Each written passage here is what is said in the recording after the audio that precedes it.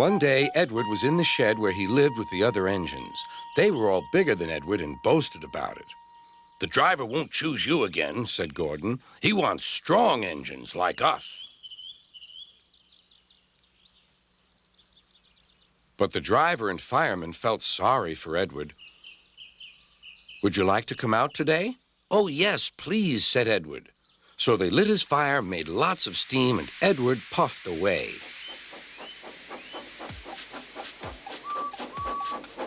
The other engines were very cross at being left behind.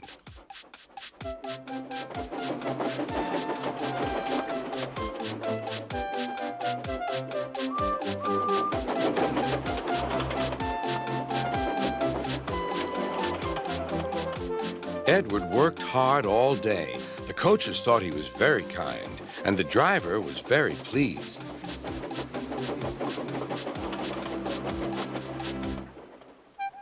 "I'm going out again tomorrow," Edward told the other engines that night. "What do you think of that?" But he didn't hear what they thought, for he was so tired and happy that he fell asleep at once. Next morning, Edward woke up to find nothing had changed. Gordon was still boasting. "You watch me, little Edward, as I rush through with the express. That will be a splendid sight for you. Goodbye, little Edward. Look out for me this afternoon."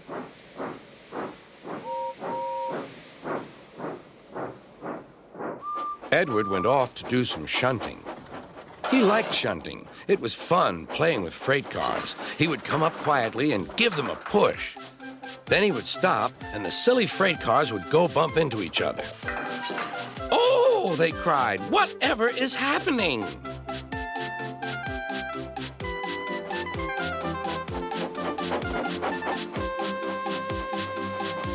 Edward played till there were no more freight cars.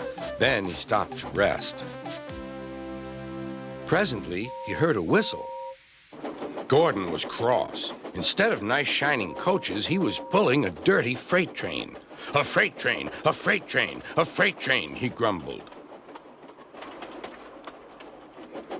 "The shame of it, the shame of it, oh, the shame of it." Edward laughed and went to find some more freight cars. Then there was trouble. "Gordon can't get up the hill," the porter called to Edward's driver. "Will you take Edward and push him, please?" They found Gordon halfway up and very cross. His driver and fireman were talking to him severely. "You're not trying." "I can't do it," said Gordon. "The noisy freight cars hold an engine back so." Edward's driver came up. "We've come to push." "No use at all," said Gordon. "You wait and see," replied Edward's driver. They brought the train back to the bottom of the hill.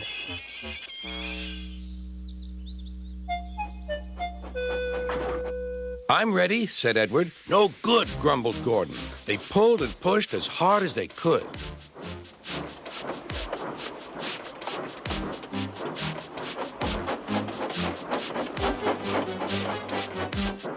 "I can't do it, I can't do it, I can't do it," puffed Gordon. "I will do it, I will do it, I will do it," puffed Edward.